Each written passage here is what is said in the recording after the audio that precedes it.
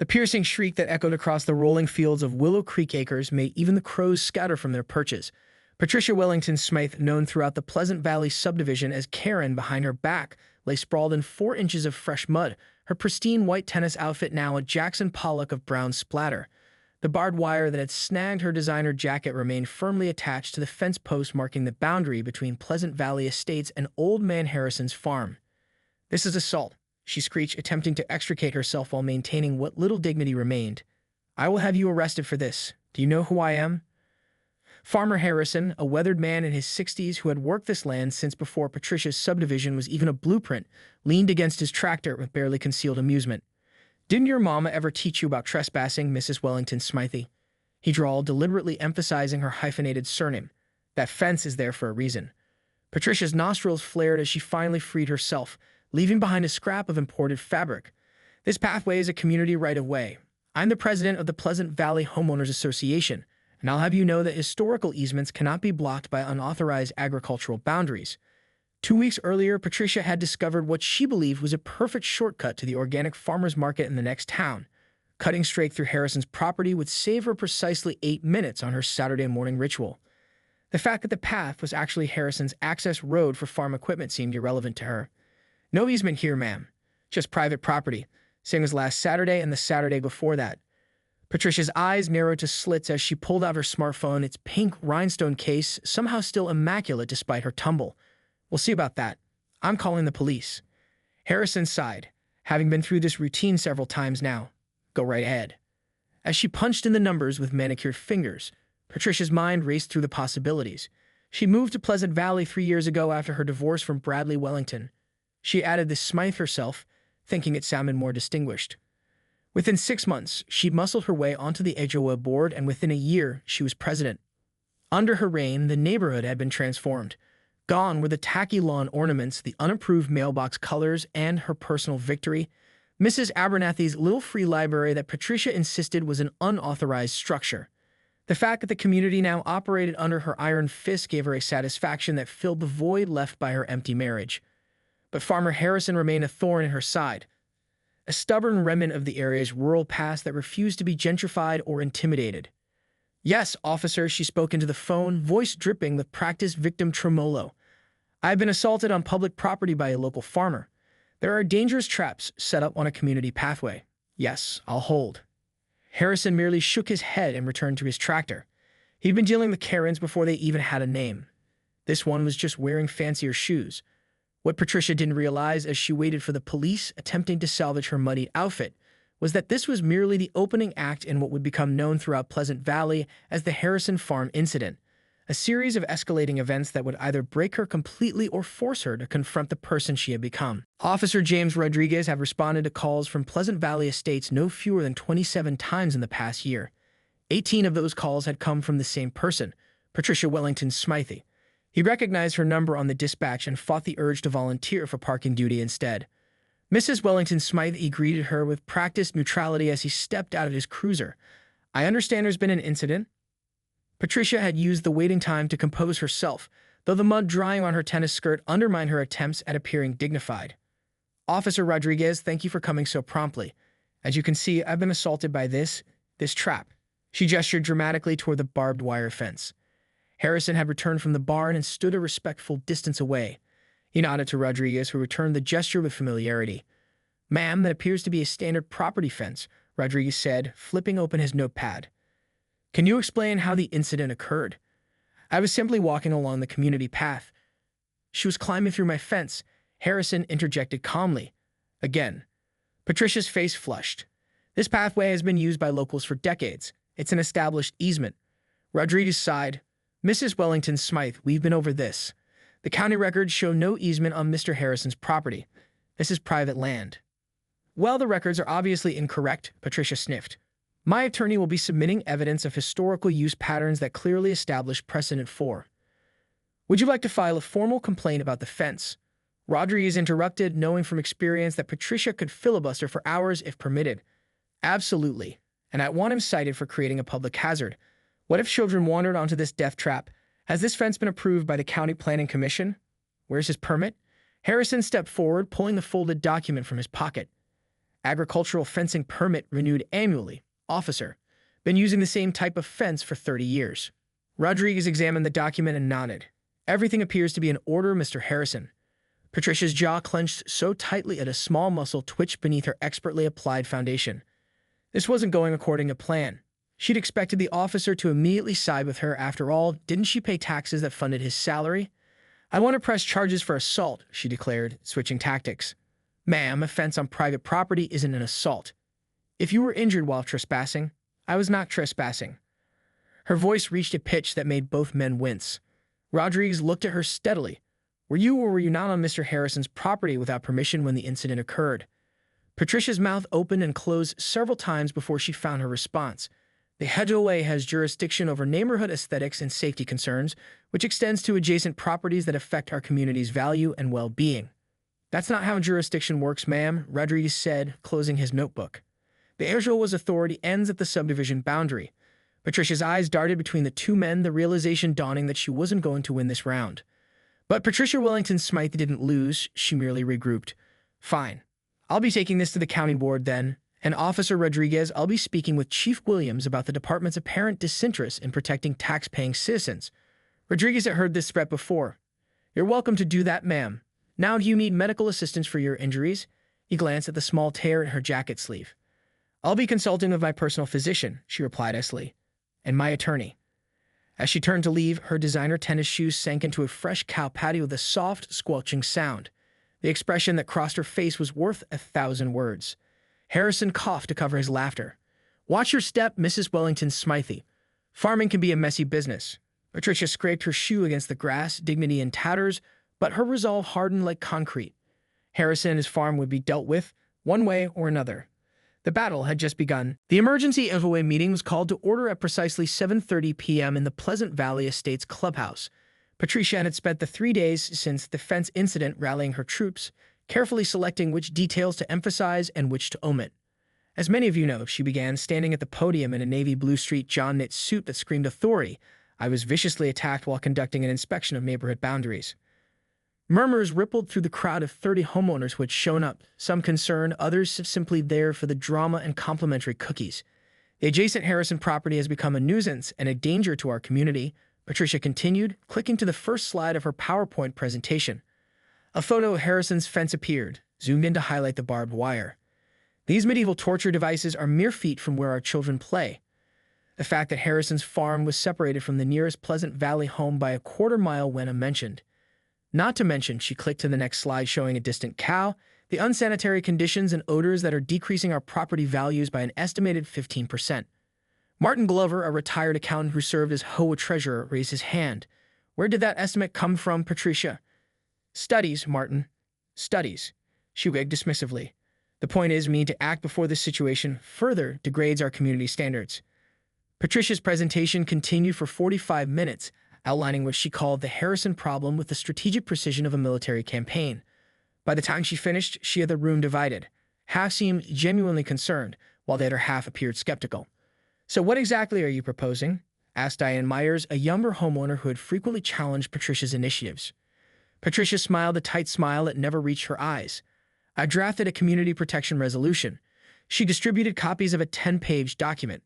This would allocate HOA funds for legal action to establish an easement through adverse possession, force the removal of dangerous structures, and compel compliance with aesthetic standards comparable to our community guidelines. You want Harrison's farm to comply with our HOA rules? Diane asked incredulously.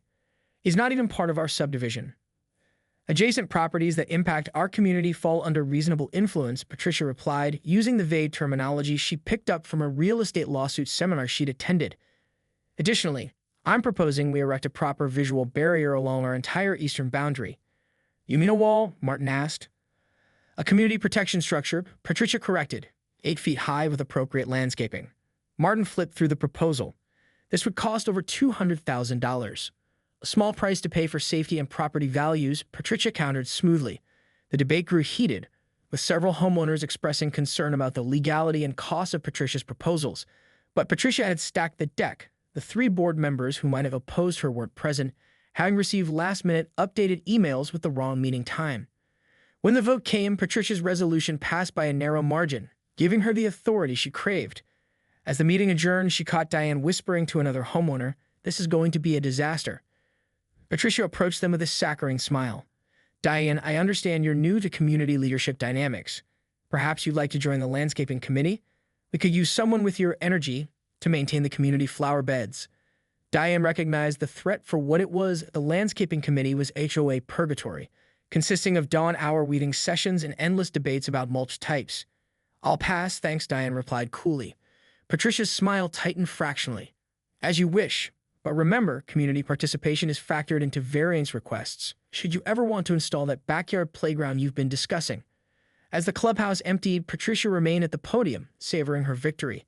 Phase 1 was complete. Harrison wouldn't know what hit him.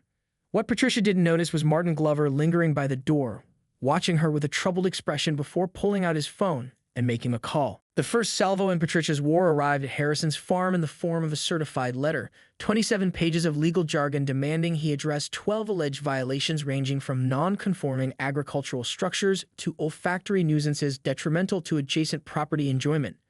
Harrison read it at his kitchen table, coffee growing cold beside him, then placed a call to his nephew, a lawyer in the city. "Looks like the HOA lady's gone nuclear," he explained, scanning the document again. "Says here I've got 14 days to remove my barn because it's an aesthetic intrusion on view sprites. Whatever the hell it means." 2 days later, Harrison was surprised to find Martin Glover at his door. "Mr. Harrison, I'm Martin from Pleasant Valley Estates. I'm the HOA treasurer, but I'm here unofficially." He glanced nervously over his shoulder. "Patricia doesn't speak for all of us." Inside Harrison's kitchen, Martin explained that Patricia had manipulated the vote and was pursuing a personal vendetta, not community interests. "She's allocated $50,000 for initial legal action against you," he said, "and she's applying for permits to build that wall next month." Harrison nodded thoughtfully. "I appreciate the heads up, Martin, but this isn't my first rodeo with developers." The next morning, Patricia's power walk was interrupted by the sound of construction equipment. She followed the noise to the edge of the subdivision, where she was met with an astonishing sight. Harrison was installing fence posts just inches from the property line, dozens of them, stretching as far as she could see. "What is the meaning of this?" she demanded, marching up to where Harrison directed a small team of workers. Harrison tipped his hat. "Morning, Mrs. Wellington Smythe. Just exercising my property rights, same as you." "You can't put up a fence here." "Actually, I can. It's my property right up to this survey marker." He pointed to a small metal stake in the ground. Patricia's face reddened. "We'll see about that. I'm calling code enforcement." But when county officials arrived, it confirmed Harrison was within his rights. The fence was set back the required distance from the property line, and his permits were in order. What emerged over the next week wasn't just any fence. Harrison was constructing an enormous agricultural display directly facing Pleasant Valley Estates. Old tractors, antique farm implements, and what appeared to be a framework for a massive compost operation lined the boundary. Patricia was beside herself. The front lines to county offices burned with her complaints, but Harrison had carefully ensured everything was within agricultural zoning regulations. The coup de grace came when Harrison erected a 40-foot silo painted bright blue and adorned with a hand-painted mural of cows grazing beneath the words Harrison Family Farm, Established 1879, preserving rural heritage against all odds. Patricia stormed into the county planning office, slamming photos of the silo onto the counter. "This monstrosity was constructed without permits. It violates height restrictions." The beleaguered county clerk sighed. "Mrs. Wellington Smythe, agricultural structures have different requirements." Mr. Harrison filed all the proper paperwork. That evening, Patricia called an emergency HOA meeting, but attendance was sparse. The absent board members had seen Harrison's counteroffensive and wanted no part of this war. "He's deliberately provoking us." Patricia paced the front of the room. "This is exactly why we need our community protection wall." "Actually," Martin interjected, "I've reviewed the county regulations. If we build our wall, Harrison would be entitled to compensation for loss of airflow to his crops. We'd be looking at potentially hundreds of thousands in agricultural impact fees." Patricia stared at him. "That's absurd." "That's agricultural zoning law," Martin replied calmly. "Maybe it's time to consider a different approach. Perhaps a neighborly conversation." Patricia's laugh was brittle. "Neighborly? He's declared war on our property values." As homeowners filed out of the meeting, noticeably fewer taking Patricia's side this time, she remained at the podium, knuckles white as she gripped its edges. She wasn't beaten yet, not by a long shot. 3 a.m. found Patricia Wellington Smythe crouched behind a bush at the edge of Harrison's property, dressed in black athleisure wear that she'd ordered specifically for this operation. The moonlight glinted off the Nikon camera hanging around her neck. "I'll get you now, Harrison," she muttered, scanning the darkened farm. Patricia had convinced herself that Harrison must be violating some regulation, environmental, agricultural, possibly even criminal, and she just needed evidence. Moving with what she imagined was cat-like stealth, but more closely resembled a power walker with a pebble in her shoe, Patricia slipped through a gap in the fence. Her mission: document violations that would finally give her leverage against her nemesis. The farm was eerily quiet as she picked her way toward the barn. She'd overheard Harrison tell someone he'd be away visiting his sister in Ohio, the perfect opportunity for reconnaissance. What Patricia hadn't anticipated was the farm's security system. A 140-pound Great Pyrenees named Clementine who served as Harrison's livestock guardian. The massive white dog appeared silently behind Patricia, watching with curious eyes as the strange human tiptoed across the property. When Patricia turned and found herself face to face with the enormous canine, her scream shattered the night's stillness. She scrambled backward, tripping over a water trough and landing with a splash. Clementine, trained to protect against predators but friendly to humans, responded by enthusiastically licking Patricia's face, mistaking her fear reaction for a play imitation. "Get off me, you beast!" Patricia shrieked, struggling to her feet. Her designer tactical outfit was now soaked with trough water that had been marinating various farm organisms for days. The commotion woke Marge Henderson, Harrison's neighbor who was farm-sitting during his absence. Lights came on in the farmhouse and Patricia panicked. She fled toward the fence, Clementine bounding happily alongside her, apparently thinking this was a wonderful new game. In her haste, Patricia took a wrong turn and found herself in the pigpen. The startled pigs created a chaotic symphony of snorts and squeals as she slipped and slid through mud that contained unmentionable organic materials. By the time Marge reached the porch with a flashlight, all she saw was a mud-covered figure scrambling through the fence, dropping what appeared to be an expensive camera in the process. The next morning, Harrison received a text from Marge with a photo of the recovered camera and a brief explanation of the midnight visitor. He chuckled, scrolling through the camera's memory card, 23 blurry photos of his farm, most featuring a highly incriminating reflection of Patricia in various shiny surfaces. Meanwhile, Patricia was dealing with the aftermath of her failed mission. Her skin had developed a mysterious rash that her dermatologist couldn't identify, something agricultural, he said with a frown. "Have you been around livestock recently?" Her camera was missing, and worst of all, she had nothing to show for her humiliation. When the doorbell rang later that afternoon, Patricia opened it to find Officer Rodriguez holding her mud-encrusted camera in an evidence bag. "Mrs. Wellington Smythe," he said gravely, "we need to discuss a reported trespassing incident at the Harrison farm last night." Patricia's mind raced through potential excuses. "I have no idea what you're talking about," she said, attempting to close the door. Rodriguez held up the camera bag. "Your name is engraved on the bottom, ma'am." "It was stolen," she blurted. "Someone must have stolen my camera and planted it there to frame me." The officer's expression made it clear he wasn't buying it.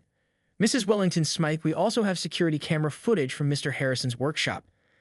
Patricia blanched. There were cameras. Her eyes darted to the rash creeping up her wrists, undeniable evidence of her pigpen adventure. "Mr. Harrison has decided not to press charges," Rodriguez continued, "on the condition that you cease all harassment immediately." "Harassment?" Patricia's voice rose to its familiar indignant pitch. "I'm the one being harassed. His farm is a public nuisance." Rodriguez handed her a different document. "This is a restraining order, Mrs. Wellington Smythe. You're to remain at least 500 feet from Mr. Harrison and his property at all times."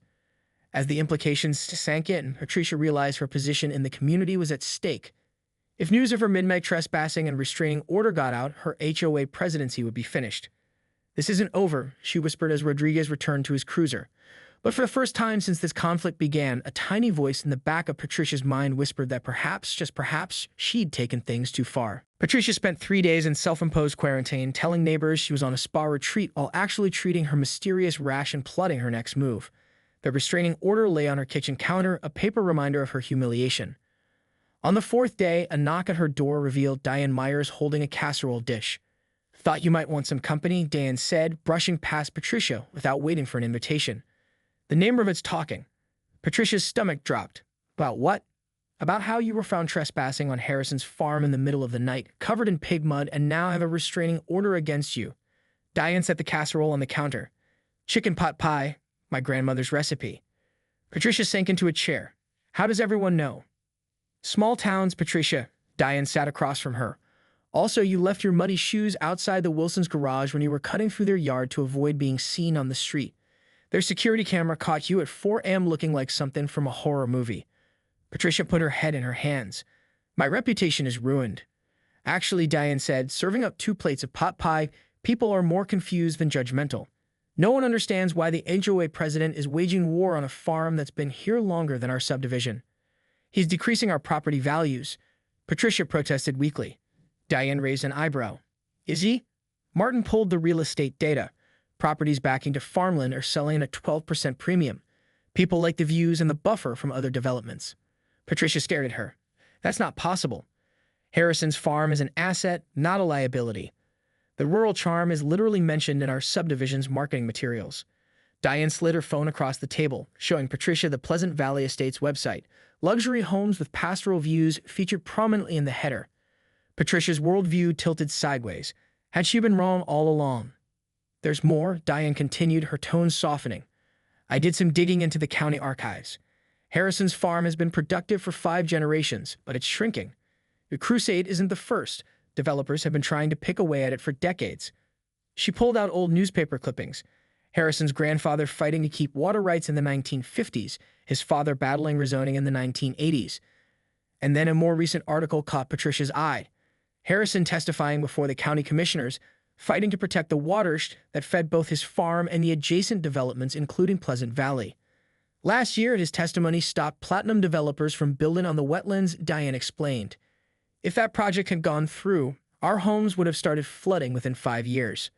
Patricia remembered the Platinum Developments project. She'd been in favor of it, seeing only potential new HOA members and increased prestige for the area. Why are you showing me this? Patricia asked, genuinely confused by Diane's kindness in the face of her own bad behavior. Diane sighed.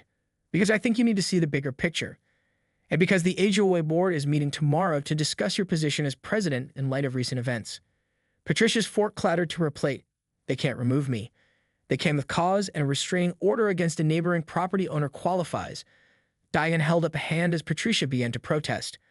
But I think there's a better solution than forced removal. One that might actually salvage your reputation. I'm listening, Patricia said warily.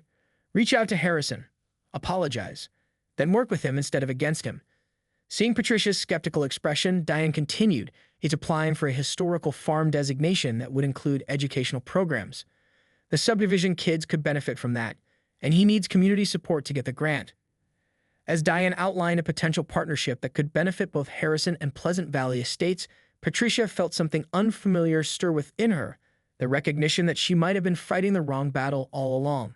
I don't know if he even speak to me, Patricia admitted, vulnerability creeping into her voice for perhaps the first time since she moved to Pleasant Valley. You won't know until you try, Diane said gently. And Patricia, people respect leaders who can admit when they're wrong more than those who never make mistakes.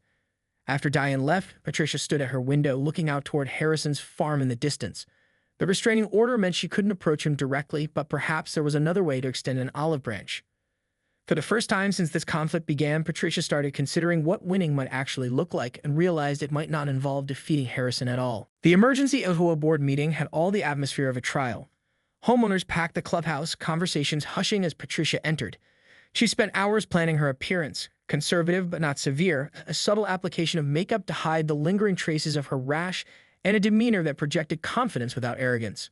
Board member Walter Chen called the meeting to order. As you all know, we've gathered to address concerns regarding recent actions by our HOA president, Patricia Wellington Smythe, specifically her conduct regarding the adjacent Harrison property. Patricia scanned the room, numbing the mix of expressions, disappointment, curiosity, and from a few who'd suffered under her previous HOA rulings, poorly concealed satisfaction at her predicament. Before we begin formal proceedings, Walter continued, Mrs. Wellington Smythe has requested a few minutes to address the community. Patricia approached the podium, setting aside the prepared statement she'd labored over all night. Instead, she took a deep breath and spoke from a place she hadn't accessed in years. I owe you all an apology, she began, her voice steady but humbled. My actions regarding Farmer Harrison and his property have been inappropriate and embarrassing, both for me personally and for our community. A ripple of surprise moved through the audience. Patricia Wellington Smythe, the woman who had once demanded the Johnsons repaint their front door 3 times until the shade of blue met her approval, was apologizing. I convinced myself I was protecting our community's interests, but the truth is, I was pursuing a personal agenda based on assumptions that were not only incorrect but harmful. She paused, swallowing her pride with visible effort. Harrison's farm is not a detriment to Pleasant Valley. It's an asset, both environmentally and economically. Martin Glover looked up sharply, clearly not expecting this turn of events. I've initiated legal steps to withdraw all complaints and actions against the Harrison property, Patricia continued. Additionally, I'm withdrawing the proposal for the boundary wall and requesting those funds be reallocated. Murmurs spread through the room as Patricia outlined a new initiative, a community partnership with Harrison Farm for educational programs, seasonal events, and water protection. As for my position as HOA president, she concluded, I understand the board may feel my actions warrant removal. I accept that consequence and will step down immediately if that's the will of this community. The silence following her statement was profound. Finally, Diane stood up. I think we should consider Patricia's proposal before making any decisions about leadership, she suggested. This could be an opportunity for our community to heal and grow. Walter called for a short recess, during which board members huddled in intense discussion. When they returned, Walter addressed the room. The board has decided to suspend judgment regarding Mrs. Wellington Smythe's position pending the outcome of her proposed Harrison Farm initiative. We will revisit the matter in 30 days. It wasn't forgiveness, but it was a reprieve, more than Patricia had dared hope for. As the meeting adjourned, several homeowners approached Patricia with cautious support for her new direction. Others maintained a wary distance, adopting a wait-and-see attitude. Martin was the last to speak with her. That took guts, he said quietly. But you still got that restraining order problem. Harrison needs to withdraw it for any partnership to work. Patricia nodded. I know. And I can't approach him directly to apologize. Maybe you don't have to, Martin suggested, a thoughtful expression crossing his face. The next morning, a delivery truck arrived at Harrison's farm. The driver unloaded a large package on the porch and departed. Harrison, suspicious after weeks of conflict with Patricia, approached it cautiously. Inside was a refurbished antique milk can polished with shine and engraved with Harrison Family Farm, established 1879.